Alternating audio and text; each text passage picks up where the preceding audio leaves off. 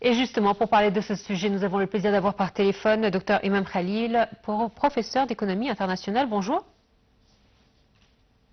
Docteur Imam, est-ce que vous m'entendez? Très bien. Très bien.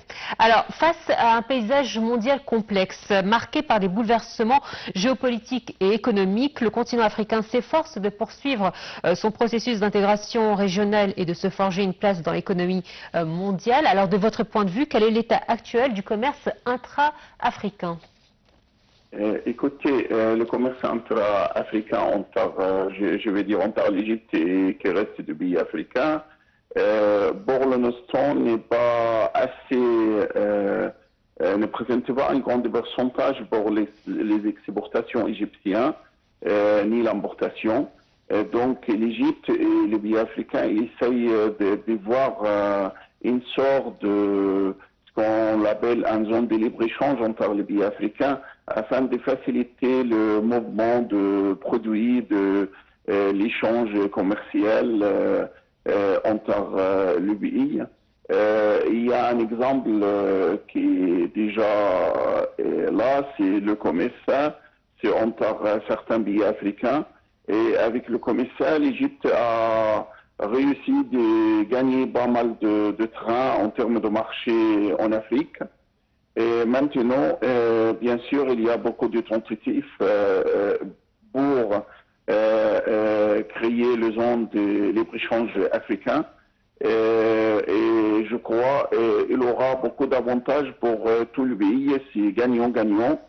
Et pour l'Égypte, surtout, ce sera un avantage, une opportunité très importante pour l'économie égyptienne, car il y a toujours une avance en termes technologiques pour l'Égypte, ce qui lui permet de pénétrer facilement au marché africain pour exporter pas mal de produits, surtout le produit pétrochimique, le produit pharmaceutique, le produit mécanique. En plus, maintenant, il y a même le marché, si on veut dire, du bâtiment. Il y a des grandes entreprises égyptiennes maintenant qui ont des expériences assez importantes dans certains pays africains pour faire l'infrastructure et des autres choses liées au bâtiment. Tout ça, bien sûr, montre et reflète l'importance de créer une zone de libre-échange entre les pays africains. Alors, on voit que l'Afrique est représentée dans la plupart des groupes économiques mondiaux à travers soit en tant que Union africaine ou à travers des pays membres dans ces groupes économiques.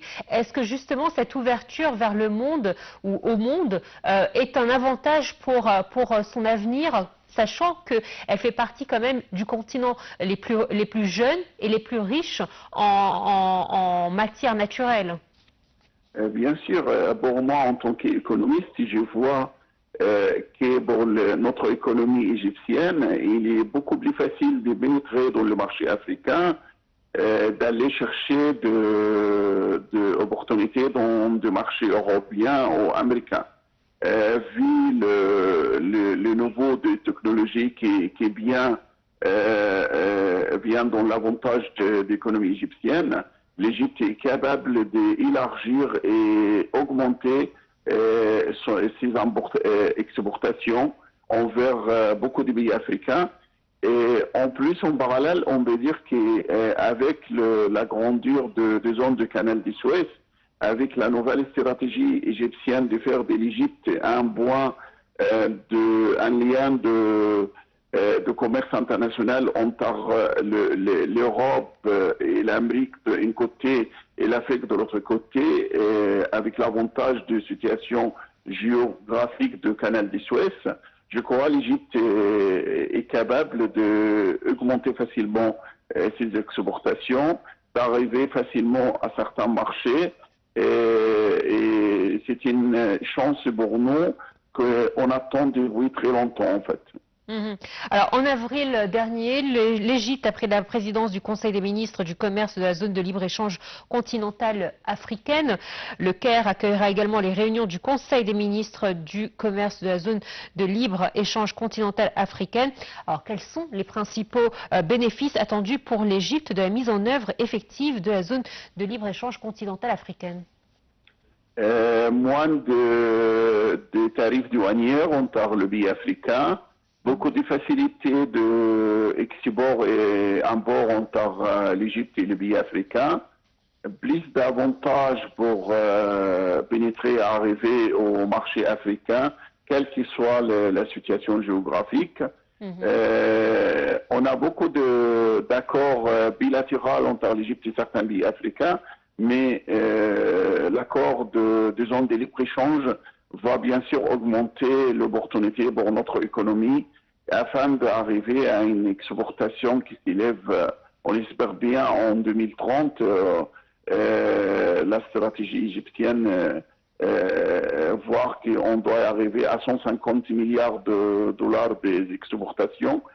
Ce chiffre, c'est pas assez facile à arriver, mais avec l'ouverture du marché africain, on est capable d'atteindre cet objectif. Docteur Imam Khalil, ça a été un plaisir de vous avoir ce matin pour nous parler donc du commerce intra-africain. Je rappelle que vous êtes professeur d'économie internationale. Merci infiniment. Je vous le disais ce matin, nous sommes très speed, étant donné que nous serons interrompus à tout moment pour un sommet arabo-islamique extraordinaire qui doit se tenir donc à la capitale qatari. On va parler de notre deuxième sujet, celui de la rentrée scolaire et le stress qui peut conduire certains élèves à justement se perdre durant cette rentrée scolaire. Nous aurons notre invité en ligne. Restez avec nous. Tout d'abord un sujet et puis ensuite nous en discuterons.